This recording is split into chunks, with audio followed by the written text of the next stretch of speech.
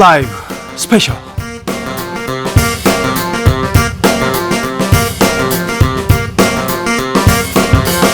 2020년 7월 18일 토요일입니다. 안녕하십니까, 주진우입니다. 토요일 이 시간은요, 일주일 동안 주진우 라이브에서 가장 중요한, 가장 재미있었던 부분만 다시 모아두는 그런 시간입니다. 토요일을 함께하는 토요일의 남자, KBS 김기아 기자, 어서 오세요. 안녕하세요. 이번 주 토요일 뭐 하실 거예요? 이번 주 토요일이요? 잠깐만, 갑자기 물어보시니까 일단 저 기타 레슨을 가야 되고. 레슨을 배웁니까? 아니, 배웁니까? 배우죠. 가르칩니까? 제가 가르치겠습니까? 가르쳐요, 그냥. 아닙니다. 제가 그거 가르칠 정도 안 되고 거금을 내고 배우고 있고요. 네. 끝나고는 가족들과 함께 네. 행복한 시간을 보내러 본가에 갈 예정입니다. 네. 훌륭하네요. 훌륭한 알찬 주말 보내도록 하겠습니다. 밤에 나가려고 그런 거죠. 밤에 나가려고. 네. 사회적 거리두기. 클럽 갔을 땐 QR코드. 아닙니다. 네. 아닙니다. 조심하십시오. 예, 조심하겠습니다. 네. 토요일 방송만 빨리 입을 막아야겠어. 토요일 방송만 들어도 일주일 방송을 모두 들은 것처럼 알차게 주진우 라이브의 명장면만 모아서 고르고 골라서 청취자 여러분께 전해드리고 있는 김기아 기자입니다. 지금 이 방송 영상으로도 만나보실 수 있습니다. 사실입니다. 지금 바로 유튜브에서 주진우 라이브를 검색을 하시고요, 영상으로 만나보시면 더 좋을 것 같습니다. 화면이 가까이 있어가지고 너무 부끄러워요 지금. 네. 김기아 기자, 청취자분들께 우리가 선물도 준비했습니다. 그렇다고 합니다. 청취율 조사 기간이라고 해요. 그게 뭐냐면 청취율 조사, 그러니까 지금 얼마나 많은 사람들이 이 주진우 라이브를 듣고 있는지 조사를 하고 있다고 합니다. 그래서 이 특별한 이벤트를 준비했는데, 이름하여 내가 만드는 주진우 라이브 슬로건. 그러니까 주진우 라이브의 슬로건을 여러분이 만드시는 거예요. 그렇죠. 그렇습니다. 이 방송은 여러분들이 만드는 방송이고요. 저는 시키는 대로 하는 그런 일꾼입니다. 그렇습니다. 지난주에도 그래서 많은 분들이 이 슬로건을 보내주셨는데, 하루에 한 분, 오늘의 장원을 뽑아가지고 치킨 교환권을 드리고 있습니다. 여름이니까 좀 먹여야 돼요. 먹여야 됩니다. 먹어야 고신을 됩니다. 하셔야 됩니다. 그래서 청취율 조사 마지막 날에는 최종 장원 한 분께 큰 선물, 빅 선물 드린다고 합니다. 네. 성적표예요. 이거 좀 잘 나와야 되는데. 그러니까요. 네, 걱정입니다. 아무튼 내가 만드는 주진우 라이브 슬로건 어디로 보내면 됩니까? 예, 카카오톡 플러스 친구에서요, 주진우 라이브 검색을 하신 다음에 이 친구 추가하신 다음에 슬로건 이렇게 적어서 보내주시면 되겠습니다. 그럼 본격적으로 주진우 라이브 스페셜 명장면 다시 듣기 시작하겠습니다. 네. 첫 번째 명장면은요, 요즘에 이제 이 이슈에 대해서 혼란스러워하는 분들이 많아요. 네. 그래서 고 박원순 전 서울시장의 성추행 의혹을 규명하기 위해서 서울시가 이 민관 합동조사단을 구성한다고 밝혔죠. 그래서 공공부문의 이런 성추행, 성폭력 문제에 대해서 수요일 잠깐 인터뷰에서 이혜원 변호사와 이야기를 나눠봤습니다. 공공기관장이나 임원 성폭력에 대해서 매뉴얼이 만들어져 있어요. 그러니까 우리 사회 굉장히 구조적인 문제라고 생각했고 꼼꼼히 만들어 놓기는 했는데 잘 실제 생활에서 적용이 안 됩니다. 그렇습니다. 그래서 왜 이게 우리가 이게 제도를 정비해야 된다, 시스템상 문제다, 이런 게 아니라 뭔가 우리가 실천을 하는 데 있어서 뭔가 문제가 있는 게 아닌가, 우리의 인식이 잘못된 게 아닌가, 되게 고민이 많이 되더라고요. 저도. 네. 그래서 이 변호사님도 이제 현장에서 마주치는 문제들을 가지고 이야기를 많이 해주셨어요. 공공기관, 그리고 큰 대기업, 그다음에 은행권, 여기 아직도 성폭력, 성추행 문화가 만연해 돼 있어요. 그래서 신입사원이 이렇게 들어가면요, 중역이나 사장님 옆에 앉아 그래놓고 그런 거 많았죠. 술 따라드려, 그리고 브루스 쳐드려, 이런 게 있지 않습니까? 맞아요. 그걸 선배들이 시켜요. 이런 구조적인 문화에 대해서 좀 어찌 바꿀까 고민해봐야 되는데, 이번 좀 아프지만 다시 한번 생각해야 될 것 같아요. 언론사도 마찬가지예요. 언론사 많았죠. 그 KBS 말고요, 옆 큰 언론사가 있었는데 작년에 큰 성추행 사건이 있었어요. 본부장이었어. 사장 바로 밑에 사람인데 그 기자들하고 성추행 사건이 있었는데 그냥 유야무야 되더라고. 노조에서 조사를 하고 그랬는데 결국 그냥 묻더라고요. 그런 걸 보고 언론사도 문제 제기가 어렵구나. 더욱 놀라운 건 이제 언론사는 보도를 안 해버리면 그만 아니겠습니까? 그러니까 언론에서 덮으면은 사람들이 그런 일이 있었는지도 모르는 경우가 되는 거예요. 그래서 이제 언론사의 그런 이슈들도 있었는데 많이 묻힌 게 많았죠. 네, 그래서 다시 한번 자성하고 고민해보는 그런 시간으로 준비했습니다.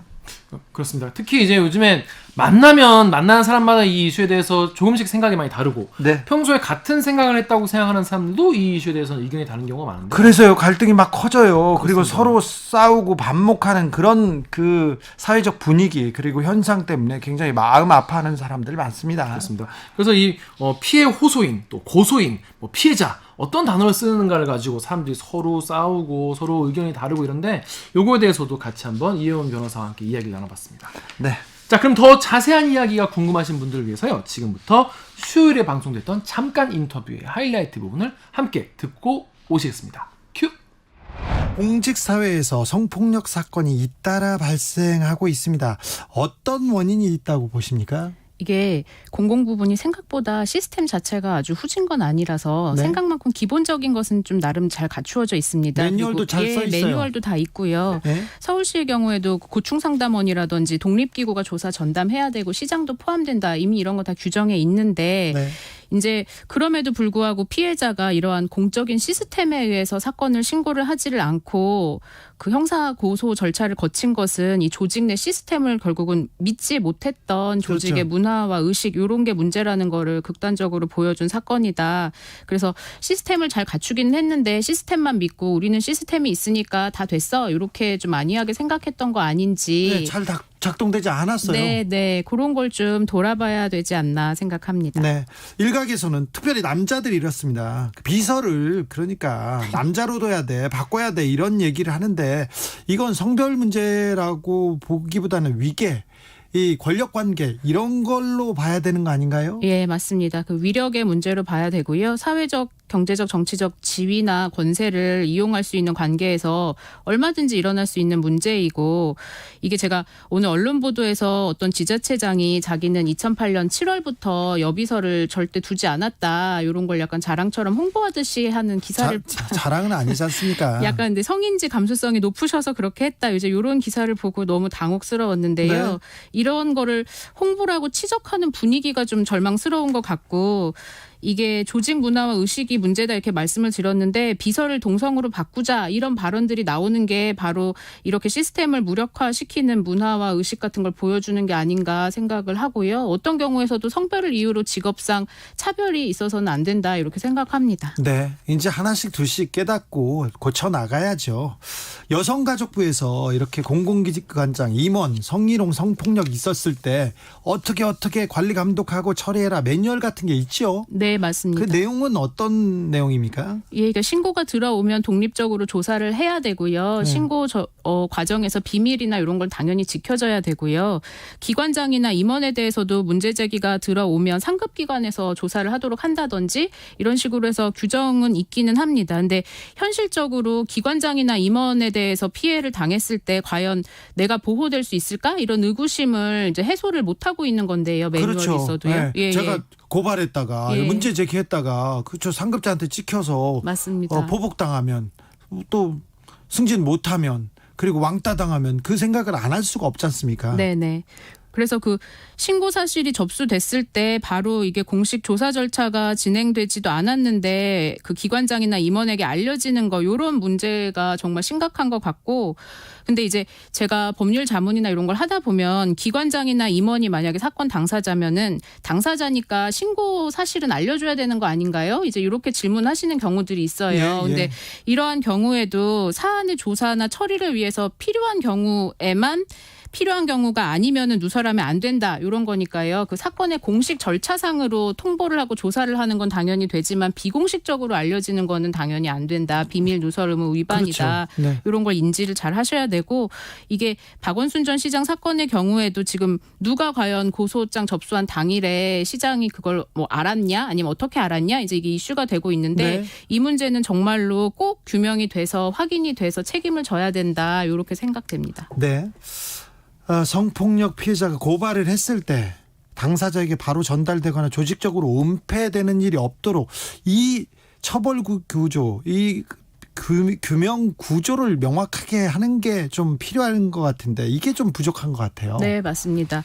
그 현재 남녀고용 평등법에 따르면은 사업주에 대한 어떤 의무들을 다 부과는 하고 있어요. 그래서 성희롱 발생 사실을 인지를 하면 지체 없이 조사를 해야 되고 또 조사를 안 하면 과태료를 부과받고요. 비밀을 누설해도 과태료가 부과되고 만약에 신고를 한 사람에게 신고했다는 이유로 불리한 처우를 하면은 형사처벌 대상까지 되도록 하고 있습니다. 근데 이 부분에서 이제 그 2017년이랑 8년도 이 즈음에 지난 국회에서 과태료 조항이 아니라 벌금형으로 높이자 이런 문제 제기가 있었는데 이거는 최종적으로 법을 통과하지 않은 걸로 알고 있고요. 네, 그래서 처벌 규정 강화하는 거는 말씀하신 대로 좀 논의가 이루어져야 되지 않나 이렇게 생각이 됩니다. 공직뿐만 아니라 큰 회사에서도 이런 일은 비일비재한데 성폭력 네네. 피해를 당했어요. 근데 고발하는 게 쉽지 않아요. 이걸 그 고발하는 구조를 좀 쉽게 어렵지 않게 이렇게 만들어주는 것이 피해자가 보호받기 위해서 네. 굉장히 중요한 부분 같습니다. 좀 네네. 선결돼야 될 과제 같은 게 있습니까? 그러니까 이게 사실 그 내부 직원 간의 관계에서는 어느 정도 절차가 좀 작동이 될 수도 있을 텐데요. 이게 최상급자, 임원, 기관장의 경우에는 사실 이게 신고를 하기가 현실적으로 쉽지가 않죠. 네. 근데 이제 이 남녀고용평등법으로 일단 돌아가 보면은 이게 사업주에게 책임을 부과하고 있는데 사업주가 당사자일 때는 이걸 어떻게 해결해야 되는지 이런 게 좀 입법적으로 구멍이 있는 것 같아요. 네. 그러니까 말씀을 드리면은 그 남녀고용평등법에 따라서는 비밀을 누설하면 안 된다. 이런 조항이 아까 말씀드린 대로 있는데 여기에 사업주가 그 신고 사실에 대해서 조사와 관련된 내용을 사업주에게 보고하거나 관계기관이 요청하면 그 전 신고 사실도 보고할 수 있다. 이런 조항이 있어요. 그래서 경우에 따라서는 이게 사업주에게 그럼 신고 사실을 바로 보고해도 되는 거냐 이렇게 해석상 혼란도 생길 수 있을 것 같고요. 그래서 사업주가 행위자일 때 이 그 규제를 어떻게 할 것인지 이 부분을 일단 좀 선결을 해야 될 것 같고요. 두 번째로 말씀을 드리고 싶은 거는 이게 사건을 조사하는 사람들의 성인지 감수성 문제인데요. 그러니까 네. 공공기관 같은 경우에는 이제 물론 의지를 가지고 열심히 하시려는 분들이 많이 계시지만은 경우에 따라서는 이게 여가부에서 이제 하라고 하니까 사회 분위기가 그러니까 고충상담원을 두기는 두지만 좀 되게 말단 직원이나 권한 없는 사람에게 좀 잡무 떠넘기듯이 주시는 경우들이 있어요. 그래서 이런 분들에게 좀 권한을 부여를 하고 기관장 의지가 필요한 게 아닌지 그런 생각도 있습니다. 김보라님이 정말 쉽지 않습니다. 사업장이 저지른 성희롱 이런 경우 신고를 하면 거의 사직을 하는 걸 각오하고 해야 하기 때문이에요. 네, 그렇습니다. 0419님 시스템도 매뉴얼도 있으면 뭐합니까? 성에 대한 의식이 성숙되지 못한 대한민국 남성들이 각성해야 할 일이 아닐까요? 네, 각성해야 됩니다. 피해자가 피해를 고발하고 나섰는데 2차 피해도 문제입니다. 특별히 회사나 이 조직 안에서 굉장히 우려됩니다. 네. 일단 아무래도 제가 변호사니까 법률적인 부분으로 말씀을 드리면은 현재 여성폭력 방지 기본법에 2차 피해라는 거에 대해서 자세하게 정의 조항을 두고 있기는 해요. 근데 네. 말 그대로 이게 기본법이다 보니까 이 2차 피해가 발생했을 때 뭐 책임을 어떻게 부과할지 이런 거에 대해서 이제 면밀하게 정해져 있는 것은 아니어서 지금 2차 피해 방지법 얘기가 나오고 있잖아요. 그래서 네. 그런 부분들이 좀 보강이 되었으면 좋겠고 성희롱 부분 관련해서 형사상 책임뿐만이 아니라 과태료나 형사 책임뿐만이 아니라 민사적으로도 좀 손해액이 손해배상 청구를 해봐야 뭐 정말 크지 않고 하면은 이게 문제가 된다고 생각을 하고 손해액을 좀 전향적으로 크게 높여야 된다고 생각을 하고 2차 피해 관련해서도 좀 관련 손해배상 청구 소송을 했을 때 인용금액이 커져서 좀 전반적으로 사회 분위기가 이게 정말 문제가 심각한 문제다 이런 걸 좀 더 인식할 수 있는 계기가 있어야 될 것 같습니다. 이번 사건에서 피해 호소인이라는 표현이 등장했습니다. 서울시 입장 발표에서도 피해 호소 직원이라고 표현했는데 이 단어에 대해서는 어떻게 보십니까? 예, 이게 사건을 어떻게 보시느냐에 따라서 아마 입장이 다 다를 것 같고요. 근데 피해 호소인은 분명한 거는 아직 피해자가 아닌 가변적인 상태다. 아직 피해자는 아니지만 피해를 주장하는 사람이다. 이런 의미를 가지고 있는 거예요. 그래서 뭐 피해 호소인, 피해 주장자 이렇게 하지 않고 피해 호소인 이렇게 해가지고 혹시 그 피해자의 말에 귀 기울여 듣는 것처럼 그런 표현을 쓰고 있기는 한데 어쨌든 너는 아직은 피해자가 아니야. 네 주장일 뿐이야. 이런 거를 끊임없이 피해자한테 말하고 있는 용어라고 생각을 하거든요. 저는 개인적으로는 이 사건의 경우에는 물론 이제 아직 확인된 건 아니지 않냐 이렇게들 이야기를 하는데 이분이 진술이 구체적이고 그런 이런 성희롱 성폭력 전담 업무를 하셨던 분들이 조력 의사를 밝힐 만큼 좀 진술이 신빙성 있다라고 생각을 했다면은 피해자로서 피해자성을 인정해야 되는 것 아닌가 이렇게 생각이 들고 이게 좀 정치적 쟁점 그 자신이 어떤 정치적 입장을 가지느냐에 따라서 용어들 문제가 나오는 것 같아서 좀 안타깝습니다. 지난해 한 은행에서 고위 임원한테 성추행을 당했는데 호소했는데 좋은 게 좋은 거지 하면서 덮였어요. 지난해 한 공공기관에서도 비슷한 일이 있었고요. 한 큰 방송국에서도 그랬어요. 우리 사회에서 이 성폭력 근절을 위해서 필요한 것은 뭘까요? 문제 제기를 했을 때 이게 뚜렷하게 잘 처리가 되는 걸 보면 성폭력, 성추행 이런 것도 줄어들 텐데 잘 안 되지 않습니까? 네네네. 뭘까요? 맞습니다. 사건 처리가 잘 이루어지고 이 피해자가 일상으로 잘 돌아갈 수 있는 사례들이 좀 더 많이 나와야 되는 것 같고요. 이 사건의 경우에도 좀 사건이 잘 처리되고 피해자가 피해를 회복하는 게 중요하다고 생각하고 좀 정치적 쟁점의 문제로 번지지 않고 피해자에게 집중했으면 좋겠습니다. 공공부문 성희롱 성폭력 근절을 위한 조직문화 개선 컨설팅위원 이혜원 변호사와 함께한 수요일 잠깐 인터뷰 하이라이트 부분 다시 듣고 오셨습니다. 김기아 기자, 주진우 라이브는 풀 버전이 제맛이죠? 그렇습니다. 특히 이 이슈 같은 경우에는요, 맥락을 좀 같이 들으셔야 더 이해를 잘 하실 수 있는 내용이 많기 때문에 유튜브나 팟캐스트에서 주진우 라이브 검색을 하시고요.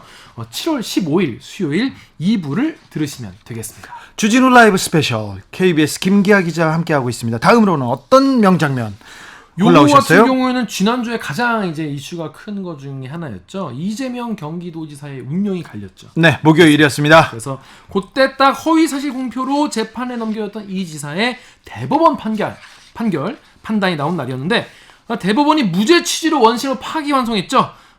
그날 목요일 당일에 바로 이재명 지사의 변호인인 이 나승철 변호사를 바로 납치해서 바로 앉혀서 바로 이야기를 들어봤습니다. 대법원에서 도망가려고 파티하려고 하는 사람 데려왔죠. 그렇죠. 그동안 얼마나 고생을 많이 했겠어요. 이 판결 때문에. 근데 사실 끝내고 좀 쉬고 싶은데 네. 바로 잡아온 거. 네. 쉬고 싶다고 도망가려고 하더라고요. 근데 나와달라고 했는데 경찰 조사가 있었고요. 경찰 조사가 엄청나게 길었습니다. 복잡했습니다. 거기에서 의혹들이 거의 많이 해소됐고요. 또 검찰 조사가 있었습니다. 네. 거기에서도 또 의혹이 해소됐는데 3개 혐의를 가지고 결국 기소가 됐고 재판에 갔는데 모두 1심에서 무죄를 받았어요. 네.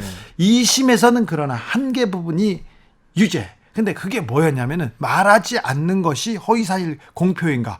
잘 생각해 보세요. 말하지 않은 것이 어떻게 공표가 될 수 있지? 그렇죠. 상식적으로 생각하지 않습니까? 뭐 소리 없는 아우성도 아니고. 근데 이 부분에 대해서 대법원에서 말하지 않은 것은 허위사실 공표로 볼 수 없다. 이렇게 해서 다시 고법으로 무죄 취지로 돌려보냈습니다. 그렇습니다. 그래서 이 나승철 변호사 같은 경우에는 1심부터 지금까지 본인은 당연히 다 무죄일 거라고 생각을 했다. 이렇게 얘기를 했어요. 네. 근데 이제 이재명 지사는 어떻게 생각했냐라고 하니까 이재명 지사는 굉장히 본인이 이제 2심에서 이제 당선 무효형이 나와서 그런지 굉장히 좀 의외로 많이 불안해했다. 이렇게 얘기를 하더라고요. 그러니까 지난번 저희 인터뷰에 모셨을 때 주진우 라이브에 모셨을 때도 다른 거에 대해서 거침이 없는 성격이지 않습니까? 거침없이 얘기하다가 재판 어떻게 됩니까? 그랬더니 한숨을 깊은 한숨을 쉬더라고요. 센 분이. 이분도 인간이구나. 그리고 그동안 상처가 많았겠죠. 그런데 고생했는데 아무튼 기사 회생했습니다.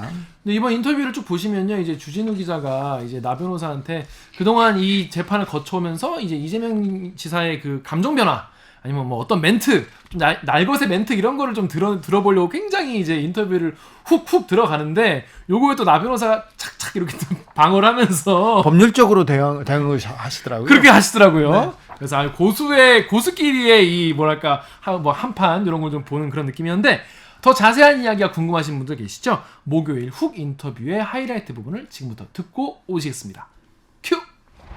대법원 선고가 있었습니다. 선고 요지가 어떻게 됩니까?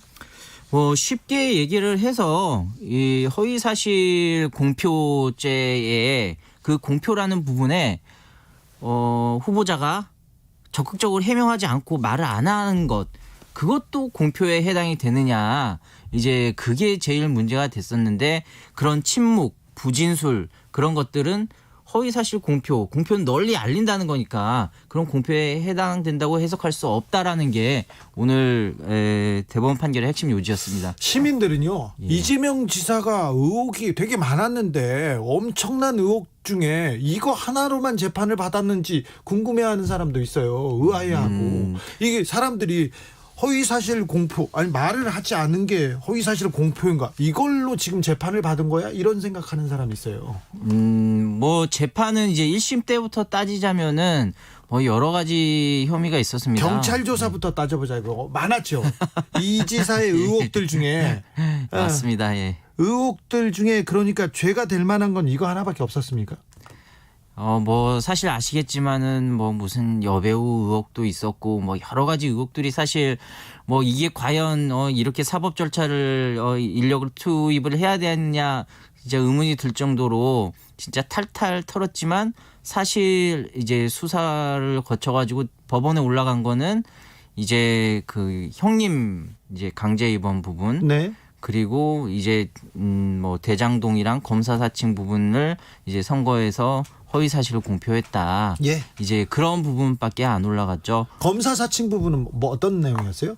과거에 이제 이재명 지사님께서 뭐 이제 시민운동을 하시다가 네. 그 과정에서 이제 뭐 통화를 하면서 이제 뭐 검사인 것처럼 뭐 누군가가 얘기를 했는데 그게 이제 검사 사칭을 한 게 아니냐, 이제 그런 부분이 문제가 됐었습니다. 근데 그거를 이제 이번 선거 과정에서 네. 그게 사실은 이렇습니다라고 해명을 했는데, 그 해명한 게 허위 사실을 공표한 거 해가지고 이번에 기소가 된 거였죠. 무죄를 받았나요? 예, 그 1심, 2심 다 무죄가 됐습니다. 예. 또 대장동 문제는 뭔가요?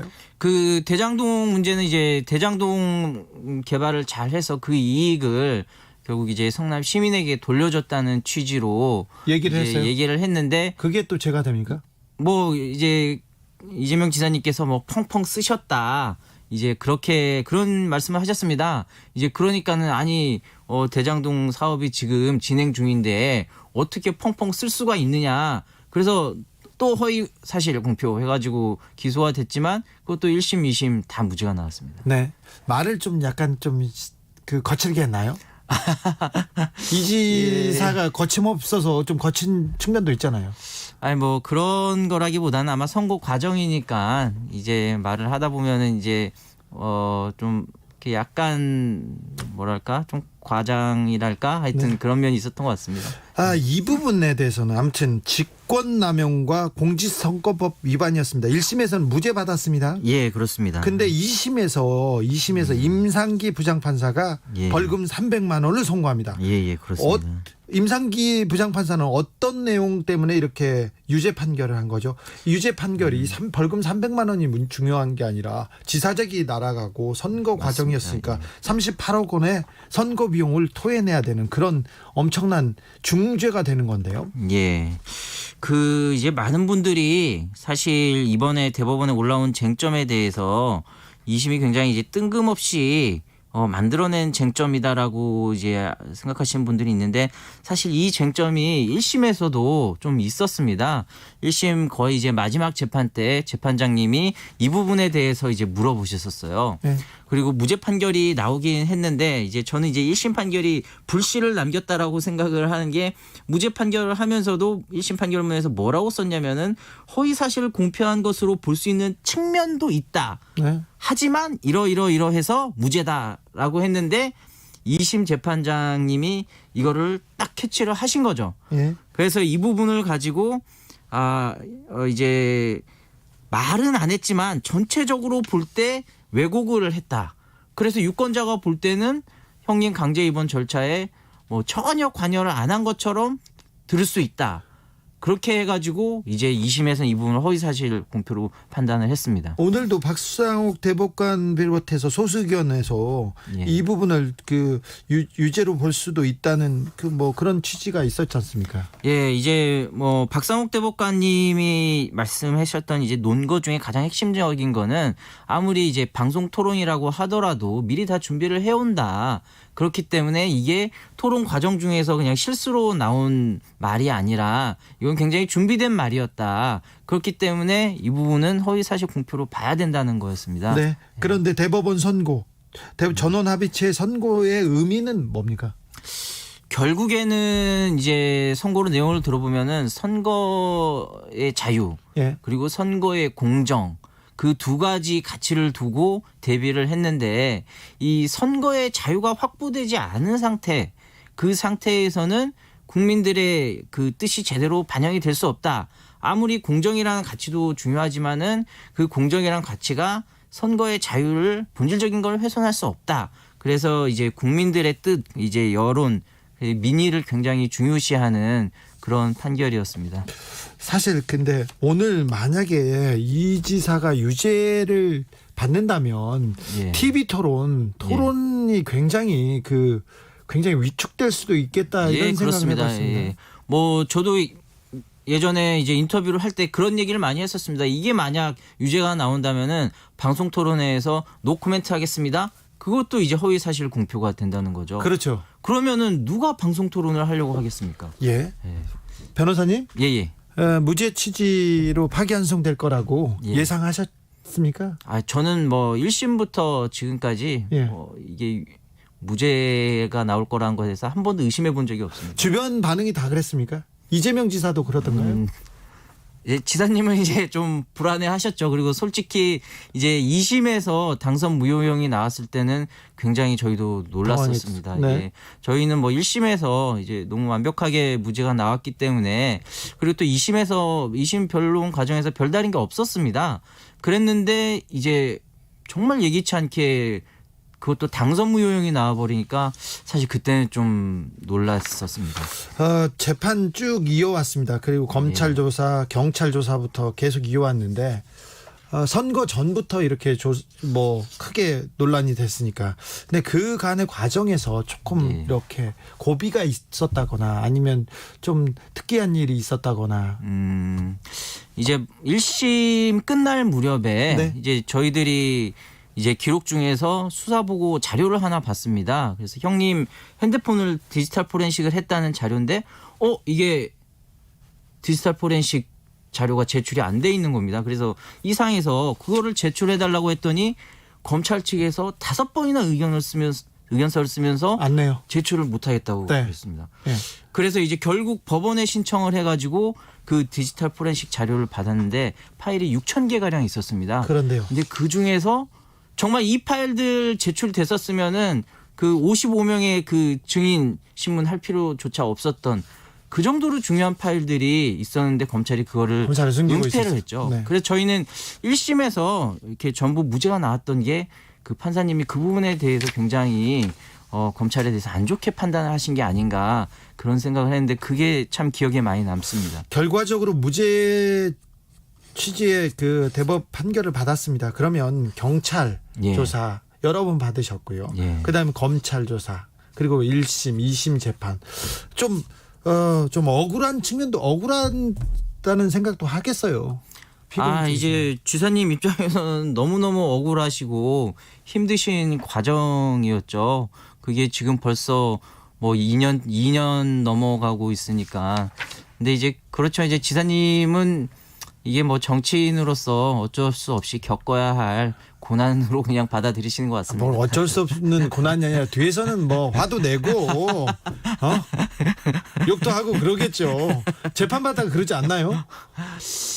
글쎄요, 뭐 재판받다가 그렇게 뭐 감정적이 아니 되신 괜찮아요. 적은 이제 무죄 났으니까 얘기했는데 그분 감정적인 분이시잖아요. 근데 뭐 많이 성숙하신 것 같습니다.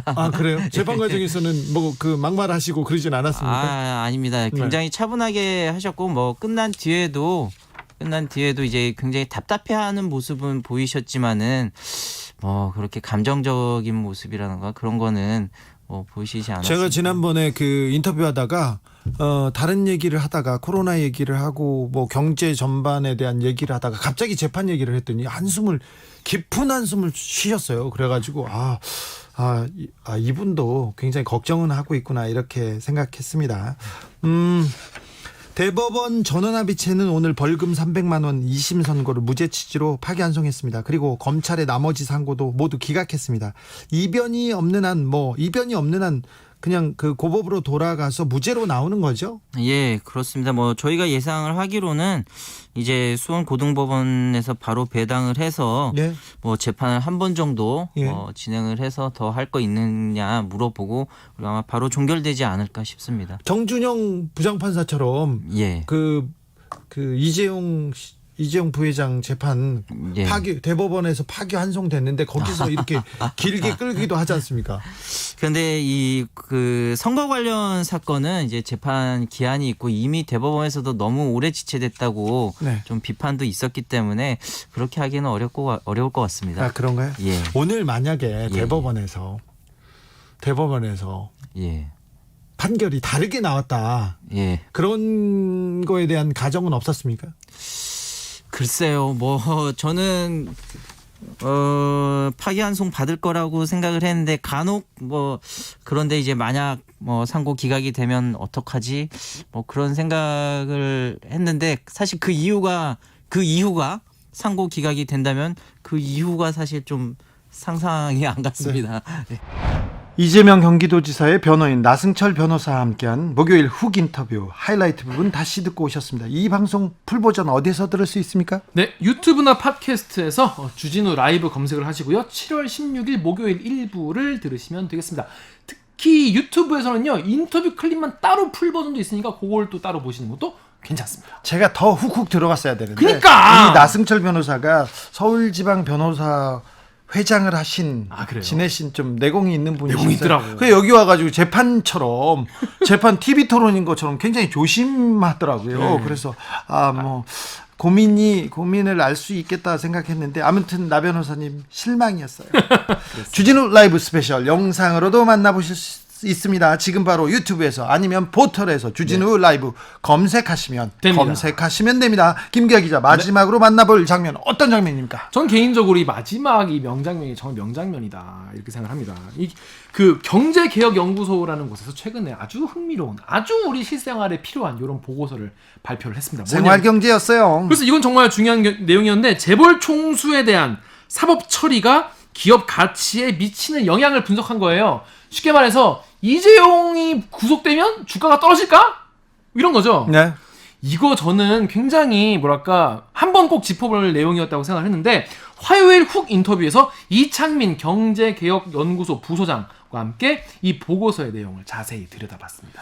최근 18년간 법원에서 유죄 판결을 받은 대기업 집단, 그러니까 35개 기업 집단이니까 재벌들은 다 총망라했다고 볼 수 있습니다. 그 내용을 이렇게 연구했어요. 그래서 이 회장님이 감옥 갔을 때, 이 회장님이 재판 받을 때 그 주가는 어떻게 변화됐는지 그 데이터예요. 그렇죠. 그러니까 우리 그 경제, 특별히 주식을 하시는 분한테는 굉장히 좋은 정보죠. 그렇습니다. 이게 많은 분들이 이재용 부회장이 구속되거나 이재용 부회장의 사법 처리가 되면 이거 삼성 주가 떨어진다. 나라 망한다. 나라 망한다. 삼성이 매겨 살리는 사람 몇 명인 줄 아냐. 니네 이런 식으로 굉장히 주장을 많이 하시는데 언론에서 떠들죠. 언론에서 굉장히 세게 얘기를 하면 사설에도 이런 거 쓰고요. 그런데 그거에 대해서 한마디로 팩트로 폭행할 수 있는 그런 내용입니다. 그러니까 언론을 그냥 무작정 쫓아가면 안 됩니다. 특별히 우리나라 경제 기사는요. 부동산 기사도 마찬가지고요. 주식 관련해서는요. 절대 언론을 믿어서는 안 됩니다. 검증하고 또 검증해야 됩니다. 이 보고서 보시면 왜 그러는지 알게 됩니다. 그렇습니다. 그래서 이제 2017년 삼성의 상황을 예로 들어서 재벌 총수의 공백이 기업 운영에 영향을 미치지 않는다. 이런 거를 데이터로 증명을 해줬어요. 그렇죠. 그래서 굉장히 좀 저로서는 되게 요런 데이터, 요런 게 하나 있으면은 어디 가서 정말 말하기 좋겠다. 그렇죠. 그런 생각이 들었습니다. 데이터로, 그러니까 있었던 일, 일을 가지고 이렇게 설명하는데 사법부 그러니까 특별히 정준영 부장판사 이재용 부회장의 지금 담임 판사입니다. 그니까요. 그 판사에 대한 얘기도 사실관계 틀려 이렇게 명쾌하게 정리하시더라고요. 더 자세한 이야기 궁금하신 분들을 위해서요. 저희가 화요일에 방송됐던 훅 인터뷰 하이라이트 부분을 듣고 오시겠습니다. 큐. 경제개혁연구소에서 2000년부터 2018년 사이에 법원에서 유죄 판결을 받은 총수가 지배하는 35개 기업 집단 319개 계열사를 대상으로 조사를 했습니다. 법원 판결이 기업 가치에 미치는 영향을 분석한 보고서. 분석량이 엄청났을 텐데요. 기업 총수가 유죄 판결이 내려졌을 때 기업 가치가 부정적인으로 영향을 미쳤나요? 그러니까 유죄 판결 났을 때 주가가 떨어졌습니까? 유죄 판결이 나면 주가가 조금 떨어지긴 해요. 떨어져요? 네, 조금 떨어지긴 하는데 네. 이제 여기서 포인트는 두 가지입니다. 하나는 이제 지금 제일 중요한 거는 큰일 날 것 같이 얘기를 하잖아요. 망할 것 같아요. 나라가. 그렇죠. 그런데 뭐 그렇지는 않습니다. 굉장히 미미한 수준으로 아주 떨어져요. 미미한 수준으로. 그다음에 이제 더 중요한 거는 유죄 판결 났을 때 그럼 어떤 경우에 주가가 떨어지느냐가 문제인데 네. 이게 완전히 일반 사람들의 예상과는 반대죠. 네.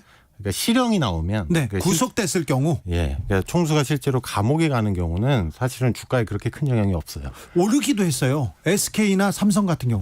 그리고 실제로 이재용 부회장 케이스도 그런 게 나타났고요. 네. 삼성전자 주가만 보면 네. 삼성전자 주가는 이재용 부회장이 구속됐을 때 올라갔죠?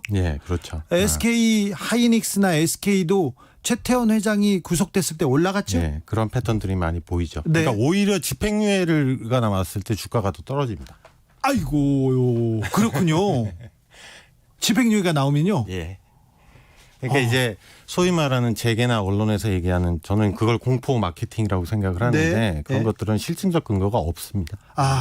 이번에 교수님이 보고서 이렇게 잘 319개 기업을 이렇게 정리해보고 분석해봤더니 집행유예 때는 주가가 떨어지고 구속됐을 때는 올라가기도 하고. 주요 기업과 사법처리 사례를 조금 알려주십시오. 저희 분석에는요. 웬만한 유명한 재벌 기업들은 다 있다고 보시면 되는데 김승현 한화, 그다음에 박영성 두산, 이건희, 이재용 삼성, 그다음에 이재현 CJ, 그다음에 현대차 정몽구, 최태원 SK 이런 것들을 다 포괄을 하고 있습니다. 다 포괄하고 있습니까? 그럼 주요 기업은 다 했네요. 그리고 2000년대부터요. 최근까지 거의 그러니까 주요 재벌은 저희가 전수라고 보시면 돼요. 전수를 분석한 거예요. 그럼 우리나라 재벌 기업, 우리나라 대기업은 다 했다고 볼 수 있네요. 그런데 우리나라 재벌 기업의 특성상 오너 일가가 수직적으로 의사결정을 하지 않습니까? 그래서 총수의 공백이 기업 경영에 악영향을 미친다. 이런 얘기는 계속합니다. 언론에서. 그렇습니까?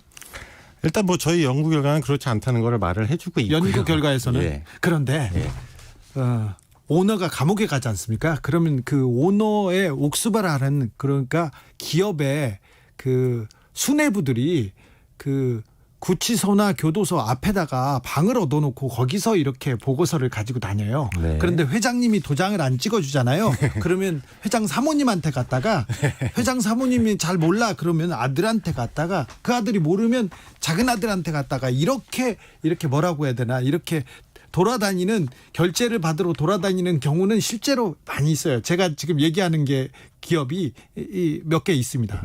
그런 경우는 있어요. 그러니까 그분들은 좀 불편하겠지만 실제 경영하고는 별로 상관이 없군요. 그렇죠. 그리고 이제 저희가 이제 이거를 빅데이터 분석인데요. 저희는 그렇고요. 그다음에 나머지 사례들도 너무 많습니다. 실제적으로 그러니까 저희가 막 공포 마케팅을 하는데 실제적으로 재벌 총수가 구속되거나 이런 케이스들 이재현 회장도 그랬었고 이재용 부회장도 1년 갔다 왔거든요. 사실. 그리고 심지어 저는 굉장히 드문 케이스는 뭐냐면 재벌의 부자가 동시에 없어지는 경우가 그렇게 흔치는 않아요. 없죠. 거의. 근데 2017년에 삼성은 둘 다 없었어요. 한 분은 쓰러져 계셨고 한 분은 감옥에 가 계셨고. 그때 좋았지 않습니까? 그때 삼성 괜찮았죠. 그러니까 실적도 사상 최대였고요. 그리고 일단은 이런 문제에 대해서 제가 예를 들면 이게 저에게 논문인데 해외에서 발표를 해보면 해외 사람들은 잘 이해를 못해요. 그래요? 아니, 그러니까 이런 공포 마케팅을 잘 이해를 못해요. 네. 왜냐하면 이게 요즘 미국 같은 데서는 그렇거든요. CEO 굉장히 중요하다고 봐요. 네. CEO가 기업 가치에 기여하는 바가 크다고 보거든요. 네. 그런데 CEO가 그러면 중요한데 잘못을 하면 봐줘야 된다 이런 논리는 없어요.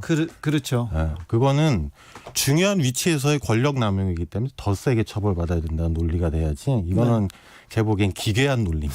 이상하게 우리나라만 언론이 이런 논리를 설파하고 있어요. 네. 학계에도 없죠. 외국 학계에도. 없죠. 없어요? 네, 없습니다. 이런 연구를 시작하게 된 계기가 있습니까? 뭐 계기는 간단한데요. 예. 저희가 하는 거는 뭐 저희가 굉장히 새로운 아이디어를 하는 게 아니라 네. 실제적으로 그런 얘기 많았잖아요. 사법부가 재벌에 관대하다. 그렇죠. 그래서 관대하죠. 그러니까 저희 출발은 그거였어요. 실제로 그러냐. 네. 네, 그래서 그것도 빅데이터로 분석을 한 거죠. 관대하죠. 예, 관대하게 나왔어요. 엄청 어떻게 나왔습니까? 그러니까 예를 들면 재벌 총수면 집행유예 확률이 높아요. 훨씬 높죠. 네. 네. 그런데 저희가 이제 더 분석을 해보니까 이게 저희가 판결문을 되게 꼼꼼히 뜯어봤거든요. 네. 근데 두 가지 이유인 것 같아요. 저희 추측에는. 네. 하나는 계열사 간에 막 이렇게 거래 많잖아요. 네, 내부 배임 행령 거래. 이런. 네, 네. 근데 그런 거에 대해서 사법부가 굉장히 관대해요. 재벌한테만 관대하더라고요. 네. 네. 작은 회사나 어떤 사람이 그 사법적 판단을 받을 때는 그래도 나름대로 법이 잘 작동하는데 재벌한테만 그래요. 그죠? 네. 그다음에 이제 두 번째는 판결문에 적시는 안 하시는데 네. 판사분들이 이 경제에 대한 우려가 있어요. 마음속에. 예. 그래서 저희가 그러면 그 경제에 대한 우려는 사실이냐. 예. 그걸 또 하려고 저희가 해본 거죠. 다음 스텝으로. 네. 네. 흥미진진합니다. 저는 흥미진진한데 여러분은 어떨지 모르겠습니다. 그런데 그 교수님 그 얘기해가지고 제가 얘기 물어보겠는데, 이재용 부회장 뇌물죄 파기환송심 재판을 맡은 정준영 부장판사가 이재용 부회장한테 따뜻한 조언을 하면서 준법감시위원회 설치를 하라고 했어요. 그래서 양형에 이렇게 도움을 주겠다. 이 부분에 대해서는 어떻게 보십니까, 학자로서? 일단은 그거는 사실관계도 틀렸고요. 사실은 정준영 판사님이 미국의 일정의 양형 기준을 보셨는데 네. 그것도 해석을 잘못하신 거고요. 그렇죠. 네, 해석은 잘못하신 거고.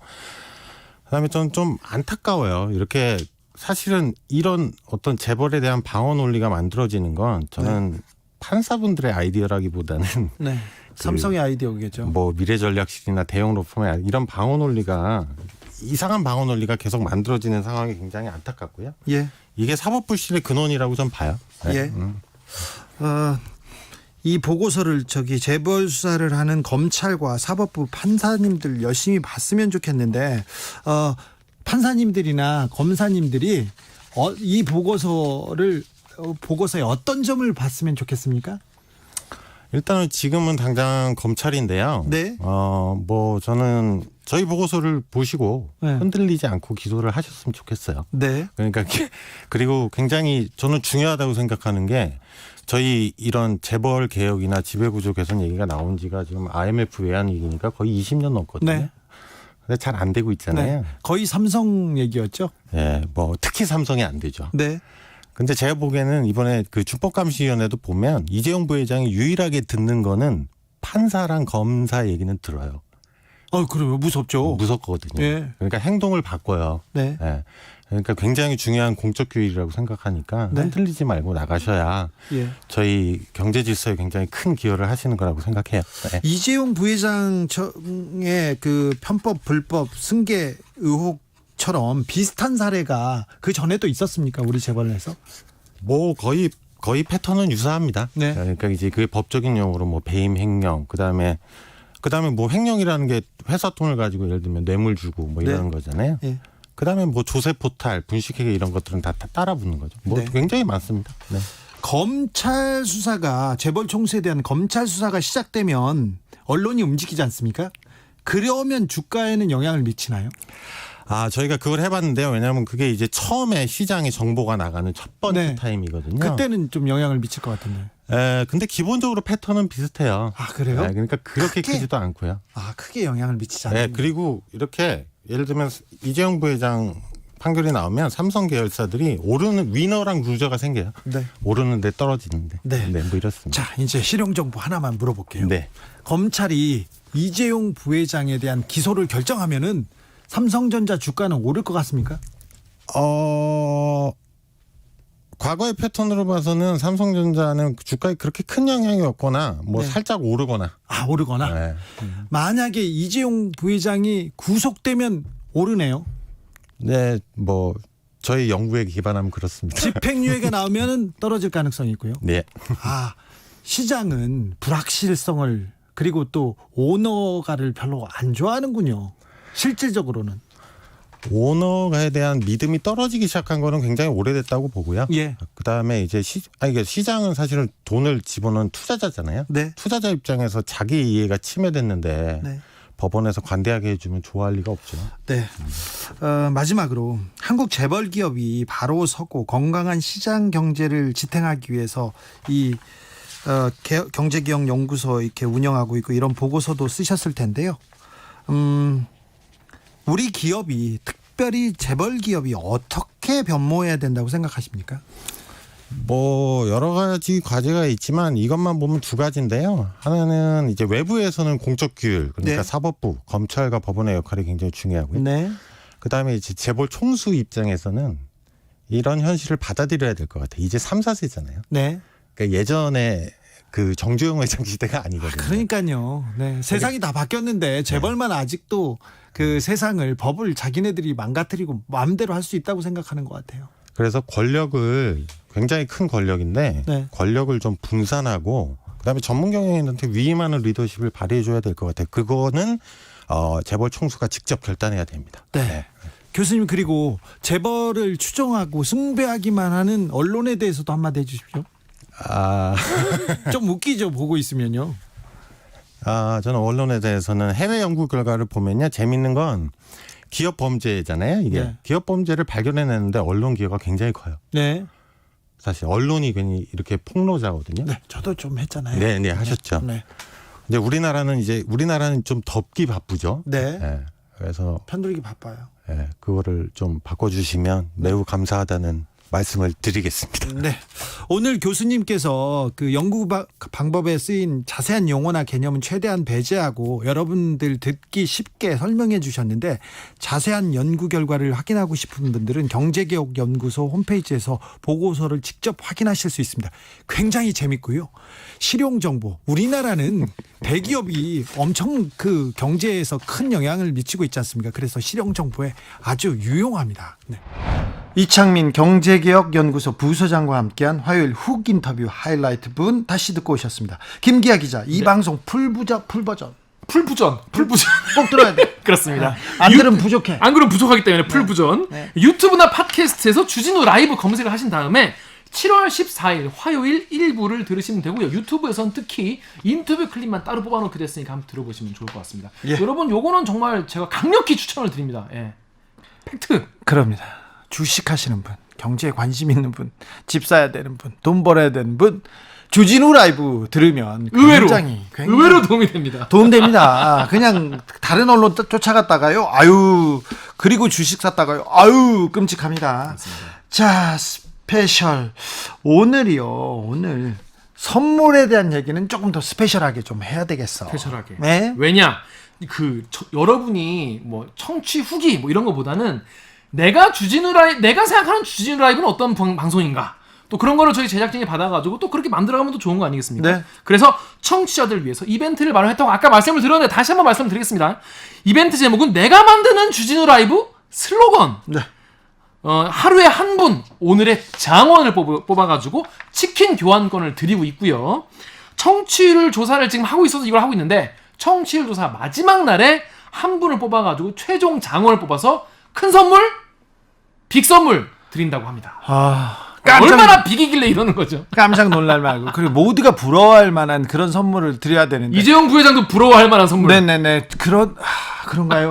좀 고민이 깊습니다. 저희 제작진과 저의 고민이 깊어가는데요. 아무튼 슬로건 만들면 저 포스터에 그 슬로건을 또 달 거고요. 아, 그렇군요. 그 장원을 꽃가마 태워가지고 네. 뭘 해드릴까, 네. 뭘 퍼드릴까, 네. 마구 드릴까. 앨런 머스크도 부러워할 만한 선물이라고 합니다. 그렇게 그래서 꼭 그렇지. 슬로건 쓰셔가지고 카카오톡 플러스 친구에 접속을 하셔가지고요. 주진우 라이브 검색을 하셔서 친구 추가하신 다음에 내가 생각하는 슬로건은 이거예요 라고 써서 보내주시면 되겠습니다. 김기아 기자 오늘도 수고 많으셨습니다. 고생하셨습니다. 주진우 라이브 스페셜 마치겠습니다. 저는 다음 주 월요일 오후 5시 5분에 돌아오겠습니다.